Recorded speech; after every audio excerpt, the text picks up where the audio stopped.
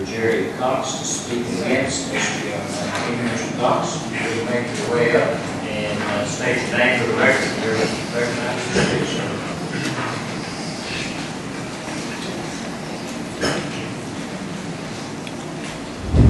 Thank you, Mr. Chairman.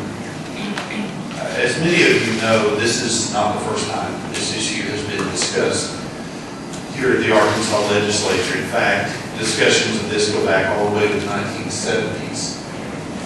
And again, as many of you know, the Equal Rights Amendment was first proposed, I believe, in 1973. And the United States Congress at that time put a time limit on the ratification of the Equal Rights Amendment. They said, if this is not ratified by the end of 1982, I believe is the correct year, that all game over, this expires. But if you look at the United States Constitution, there's no provision in the U.S. Constitution for the expiration of a proposed amendment. And so there's legal debate about whether or not ERA is still in play. And in fact, there's pretty good evidence that it is still in play, because that is correct. The Constitution doesn't give anyone the opportunity to put an expiration date on a proposed amendment. And so 35 states have ratified the Equal Rights Amendment over the last 40 years. I think it's probably been 15 or 20 years since any state has ratified ERA. It's been a long time since anybody did. And in fact, during that time period, 5 of those 35 states have rescinded their ratification of ERA. They said, we take it back, we unratify, or whatever word you want to use. Well, if you look at the Constitution, there's no provision in there for a state to do that. And so again, the proponents of ERA have said, ballgame is not over, this is still in play, and what's more, you states that ratified it, you're stuck with it. You cannot undo that. There's no provision in the Constitution to undo it. So here we sit with 35 states having voted at some point to ratify this measure. And again, if you remember your 9th grade civics, it takes 38 states to ratify a proposed constitutional amendment. So 3 states away. So the strategy is to find 3 states that will go out here and ratify this, and then throw the whole thing into federal court. That's really the strategy. And so that's the larger issue that is in play here. Now, in the last 40 years, I think everybody in this room knows, there have been a lot of laws passed that guarantee equal treatment for women. Equal right, equal pay for equal work, and all of the different laws that we're all very familiar with. And so I suppose in 1973, one could have made a very good case that women didn't have the same opportunities as men. And I remember the days when athletics were not equal for guys and girls in high school and so forth. And so, but all that has changed. I think everybody in here knows that it's not that way anymore. So what you're left with are the unintended consequences of passing an amendment like this. So the question I would put before you as committee members today, and I know we have attorneys on the committee and others, what happens if you erase all references to male and female in our laws and society? What happens if you erase that? What does that do to, as we've already talked about, the military? What does that do to everything from insurance rates being different for men and women, or for, I've raised 5 boys, I know it's a lot more for car insurance on boys than it is on girls, and probably rightfully so, knowing most guys. But what does it do when you start erasing all that? Or how does that impact housing on college campuses when you start erasing those differences between male and female? What does that start to look like? And I know you're going to say, surely not. But it's true. Some states have actually been forced to fund abortions with public money based on their state equal rights amendments. That would be true in New Mexico, and it would be true in Maryland. where the judges looked at the state ERA. So what some states did, they said, well, we don't have a federal equal rights amendment, so we're just going to write it into our state constitution. And so they did that. And so what you have then is look at that and say, under equal protection and equal treatment, then we have to provide this service for women, and we have to go ahead and fund abortions that way. And so that's just one example of what I would call would be a very unintended consequence to an idea that I think we've already, made great strides toward attaining, which is that equality. And so I know there may be others here that will testify a little more about the constitutional side of that discussion, but I at least wanted to give you a little bit of background. This is my understanding of what it is. Mr. Chairman, I appreciate the time, and I'll be glad to entertain any questions if people have them. Senator Johnson, you recognize you. Thank you, Chairman. Tell me more about this erasing men and women. Tell me more about that. Well, if you say that there is total equality between the two, then what you're really saying is we're not going to distinguish in any way between male and female. And I don't know, Senator Johnson, how that all plays out. And I don't think anybody in here does, because we've never done that in our society. You said we're going to treat people fairly, we're going to treat people with equality, but there are just some things about male and female. I don't think we want our daughters just at random be placed in a college dormitory room with a guy. And people would say, what's that? And you think that's going to happen if we ratified? Senator Johnson? Just a second. To my point. Just a second. Yes. I asked if the whole, or acclimates, or laughter, your minimum, the house is full, due respect, and respect to the witnesses. Thank you. Thank you, Mr. Chair. Senator Johnson, I don't have a crystal ball, about that. But my concern is that we throw all that we upset all of that, and then we have to figure out what does this paradigm look like. But I have to say the Equal Rights Amendment is about rights. And so we could assume that if the Equal Rights Amendment is passed, we could, as perhaps current law does, assure equal right to it. It doesn't mandate any kind of placing of men and women in the same dormitory. And I've heard other extreme scenarios, such as wiping out men and women's room, and we all have these unisex factors. I gotta say that's extreme. And I'm correct.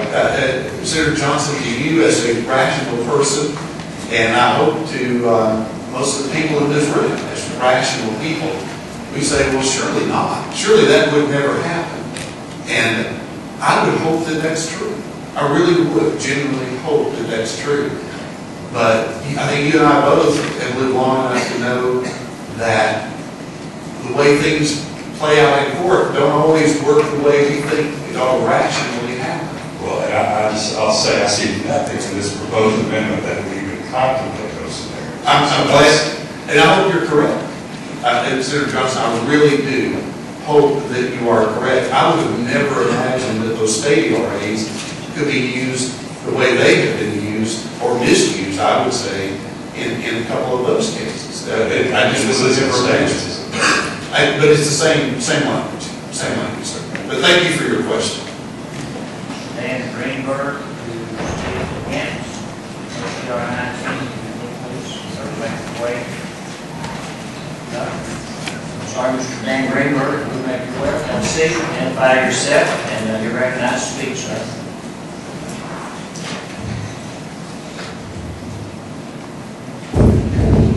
Thank you, Mr. Chairman, members of the committee. If you'll permit me, I've got a few notes on my iPhone here. I'm going to refer to that if that's all right. I'd like to begin by saying that every legislature and every legislator, I think, has a duty to make sure that every citizen is treated fairly without regard to sex. And the issue before you today is a little bit different than that, and that's the idea that we place a rule in the Constitution that requires absolute equality of rights. And I just want to suggest to you that when we do this, we do run the possibility of running into some unanticipated consequences. when you change the Constitution, it creates the possibility, not the certainty, but the possibility of changes in various areas of the law. And I'd like to simply list some possible changes that an Equal Rights Amendment might mandate. First, judicial elimination of some prohibitions on women combat. Second, judicial expansion of draft registration obligation of females. Third, judicial elimination or contraction of sex-based affirmative action. Fourth, judicial changes in school-based athletic programs, especially the ones that don't permit girls and boys or men and women to play on the same team. Next, constitutionalization of same-sex marriage rights and civil union rights. Next, constitutionalization of abortion rights, and particularly taxpayer-funded abortion rights.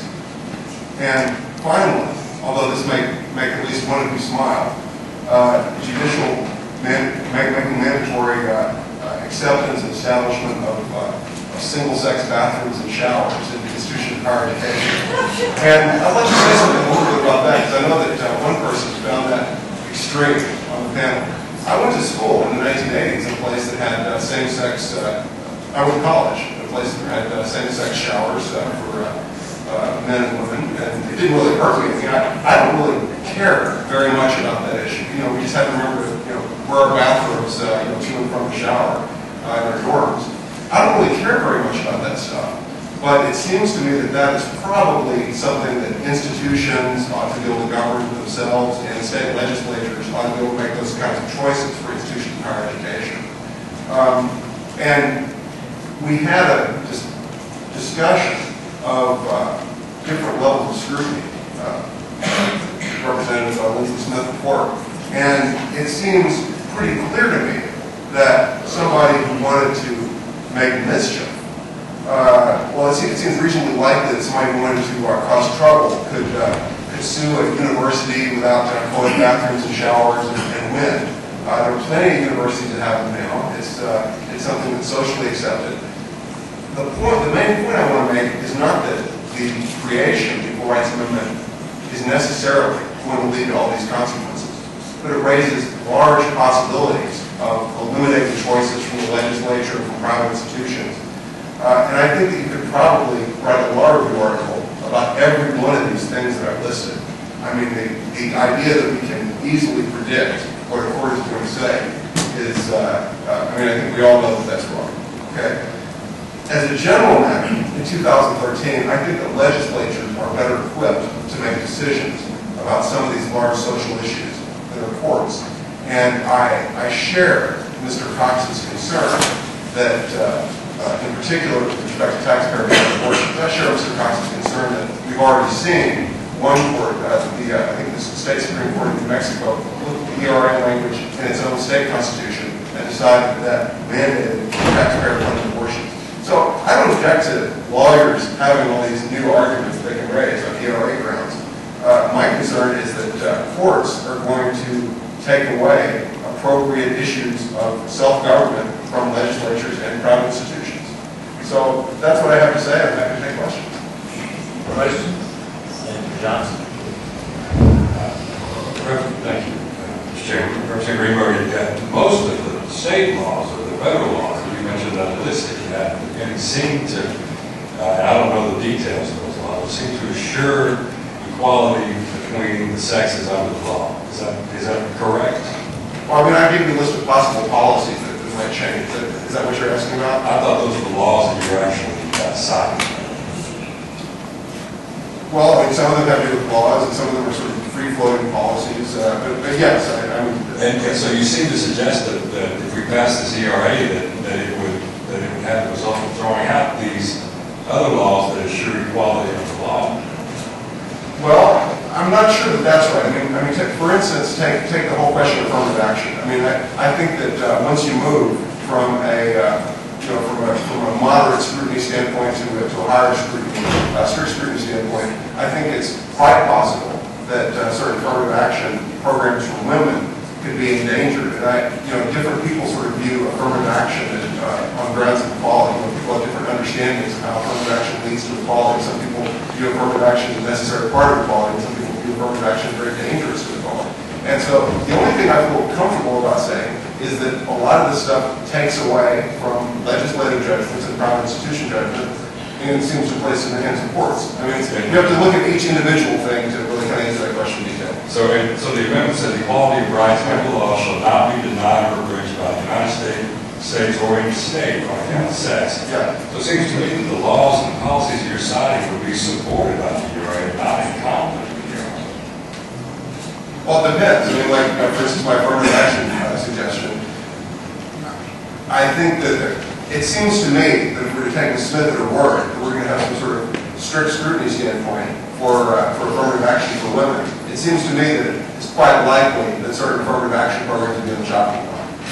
I'll make one more point, and that's about the shower or the dorm room scenario. Yeah, and which you think is extreme. Like, I couldn't quite understand what you're saying. I mean, were you suggesting that the possibility of same-sex showers was extreme, or the legal interpretation requiring that was extreme? Because the first one's already got it. The legal interpretation, I mean, I'll agree with one point you made, and that is that universities and colleges should have the discretion whether or not to have these unisex bathrooms or not. But nothing in this ERA mandates any kind of unisex bathrooms or unisex showers. I mean, all that it does is assure access to showers, and they can be separate, they can be unisex, provided contingent on the policy of the University of College. But I see nothing, there's no language that mandates any kind of unisex shower or bathroom. I think that's an extreme and unrealistic scenario. So I mean, I must be misunderstanding because surely you agree with me that if under an Equal Rights Amendment, a woman came to the courts and said, you know, the military is treating me very unfairly because they've got a different program for me when they treat me differently in terms of combat service and combat eligibility to men. The military is treating me very differently, and I think it's really, really important that men and women be treated equally and have equal rights, that we have, say, combined units among men and women as they do in Israel. I think that's really, really important. So I take it, you don't agree, you agree with me that that's not an extreme interpretation, right? If someone talked about integrating military for men and women.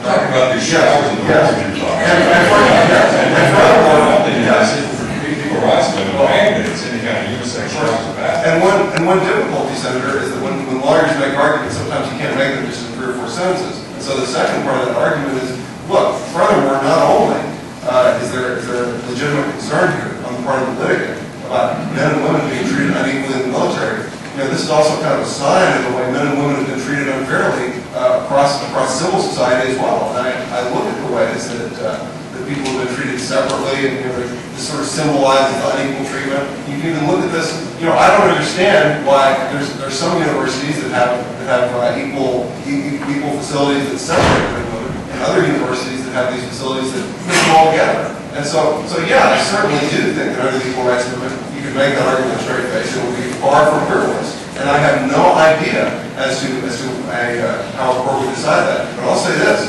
it amazes me that a court found that under New Mexico's Equal Rights Amendment that there were mandatory taxpayer-funded abortion. So it's very difficult to predict with great accuracy what a court will do. But I would say some decisions the courts make, even Supreme Court cases, are, I think, really lack a great deal of fairness and common sense. I think they take away a huge amount of ability to make decisions for the legislature from private institutions.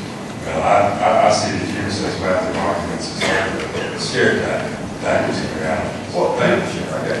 I have one question. Give me your interpretation, the little court interpretation when someone puts forth a piece of legislation. What is it designed to do? Well, speaking generally, if you have some law in the books and then someone adds new law onto that, then I mean call the first law A, call the second law B. So you have this law in the books, you have it A, it means something. If you add a second piece of law in the books, that B, that could be seen as adding something additionally. And I think that your question is actually very deep in a certain way, because you know we've already got these laws on the books that require equal treatment in many ways of men and women. We've had them certainly long before 1970. You know, we had them in the Civil Rights Acts and expressly in the Civil Rights Acts. And so it raises the question: if we have Equal Rights Amendment on the books, then what new kinds of measures and how is this new equality going to be interpreted by courts? What new rights are going to be granted? So, but the intent of the legislation is to add, I guess is my point. Yeah. Add to and not just try to define Yeah. a subject, and I get the feeling that's what we're trying to do. I think we all agree. If there's violation, there's a vehicle to address that today. If it's going to feel like their rights, whoever's been violated, that they have a vehicle or an avenue or a path to seek relief. I'm interested in what addition does this need in the Constitution that add to what we have today. I don't know if that makes sense, but it doesn't mean I'm not looking why we're adding more. If we're just trying to define what's in there, that's one thing. If we're really adding substantive to it, I mean, it's going to make right or wrong, then I'm interested in what is that wrong? What are we trying to make right today by adding that?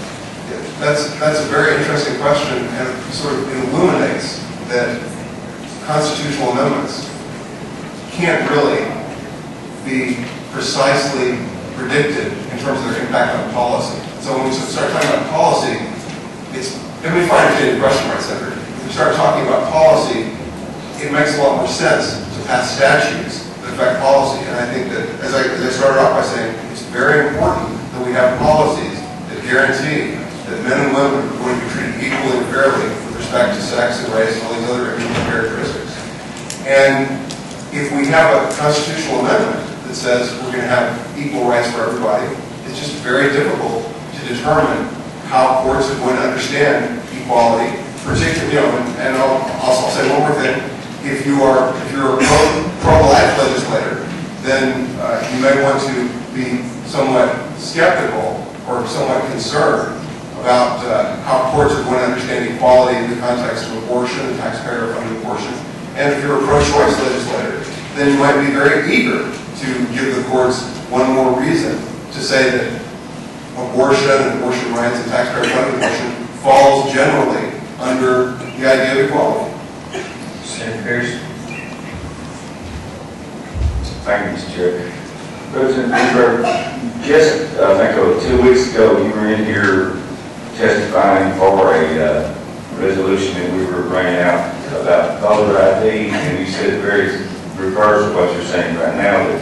That I hate to think that that's true. well, you saying this could happen, that could happen. On that, you were saying, why won't it happen? Because we take care of that. Now you're saying this could happen, that could happen on this about the abortions and all this. So I'm getting the idea that you're, whichever side you're on, you're a paid attorney, or what do you got here? Well, Senator, I suppose I admit it. I'm an attorney, Senator. It's perhaps true that I'm not the only person in this room who has said things to advance their case, Senator. But Would you say that again? Yeah, it's perhaps true that I'm not the only person in this room who argues in favor of the case. Yes, Senator. Okay. But my larger point is that when you have code, when you have legislation, the effects of that are much more cabin and much easier to predict. And so I'm actually a lot more comfortable about making predictions about individual pieces of code because, for one reason, if there's a problem, the legislature can always come back and fix that later because that's just legislation. When you have something in the Constitution, it's a lot more difficult to change, and legislatures have a lot less control over it. I honestly got to tell you, Senator, I don't recall what I said 2 weeks ago that you found so contradictory, but I'll just have to take your word for it. Thank you. Senator Thompson. Senator Pierce, let me rise in defense of paid attorneys. I do have a question. Mr. Greenberg, do you think the U.S. Constitution today provides for equal rights on the basis of sex? Do you think that our Constitution today provides for equal rights for men and women on the basis of sex? In a certain way, yes. I mean, certainly it provides for due process of law, and that's often understood as some kind of rule of fairness or equality. But you start using these we're sort of coming back to the same point, which is that when you use these very general terms, it's kind of hard to predict kind of what they mean in 1,000 different circumstances. So I mean, you see how I'm answering your question, right, Senator? Well, I think... I mean, you're asking about a term of art, okay? And the term of art has all these different applications, literally, hundreds or thousands of different contexts. So. Well, I think, and I'm no constitutional scholar, but I think some judges have said that the 14th Amendment today does provide equal rights on the basis of sex. That is true, yes. And so if there's a law that says that as between sons and daughters inheriting property, sons are favored over daughters. Some courts have struck those provisions down. Sure, yes. Other judges have frankly said, no, there's nothing in the Constitution that prevents discrimination on the basis of sex. And I was just interested to know. Well, with respect to property division, I think that I think it's certainly true that there's no court in the country that would find anything proper at all about different rewards to people on the basis of inheritance because of sex. So I mean, I think that is clearly I mean, as I understand your question, and that's not a matter of controversy in the judiciary today. And again, it's one thing to use these abstract terms, and it's another thing to talk about concrete questions of policy. And it's very easy to kind of walk on a landmine and start mixing up these two things. And so my general view is it's better for legislatures to work on concrete questions of policy because the effects are much more easy to predict.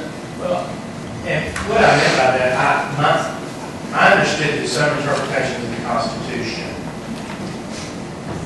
you look at the founders of the Constitution, what was going on, what they anticipated when they drafted the Constitution, constitutional amendments. And if that's the originalist interpretation of the Constitution. And so we need to look and see what the founders thought when they drafted the Constitution. And if that's not what they thought, then the appropriate vehicle is to amend it. That, as I understood it. And so, as I understood some of the writing. So I didn't know how you came down with that. I mean, if you're asking about my views on originalism, I think that the way originalism is often understood is the idea of original public meaning. So you look at the words as they were understood by spectators or people at that time, the original public meaning of the document, rather than simply what's in people's minds, which is more of a mysterious thing, obviously. Well, under an originalist interpretation of the Constitution, do you think the Constitution provides for equal treatment under the law on the basis of sex? I guess that's what I'm saying. Well, by and large, yes, because of Reconstruction amendments. I mean, if you're asking, the question includes the 14th Amendment, right? So by and large, the answer is yes, with respect to equal treatment between men and women. But I mean something a little different by equal treatment of men and women than some courts do, because again, some courts have found that equal treatment of men and women applies things like taxpayer-funded abortions, and I don't really view that as a question of equality completely. I mean, I think that courts have to look at two questions, which are equality and fairness. I think that policymakers need to look at two questions, which are equality and fairness. And so simply looking at equality in all circumstances is not always the best answer.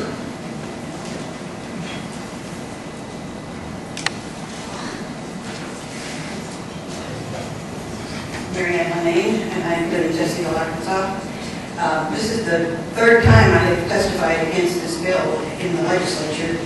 In 2007 and 2009, I also did. And I have the same points to make that the others made in reference to this bill. But there is a reason why no state has ratified the ERA in 20 years. And that is because there's no longer a need for it. As many of the women, even who are for this bill, have testified, we have made tremendous strides in where we have come as women and the ability to do the things that we have been able to do. So no state has felt the need to ratify this in the last 20 years. We were not prepared for this. I first heard about this last night, so I don't have my statements prepared. I just jotted down some notes. And I can assure you that had we known this was going to be on the docket today, as Senator Joyce Elliott's friends did, we would have had twice as many women here representing women's. We did a special order of business so everyone would know, man. Right. I want everyone to know I did everything possible. Thank you. Thank you. Okay. Make sure everyone is notified. But there's no reason to pass this other than to enshrine abortion in the Constitution of the United States.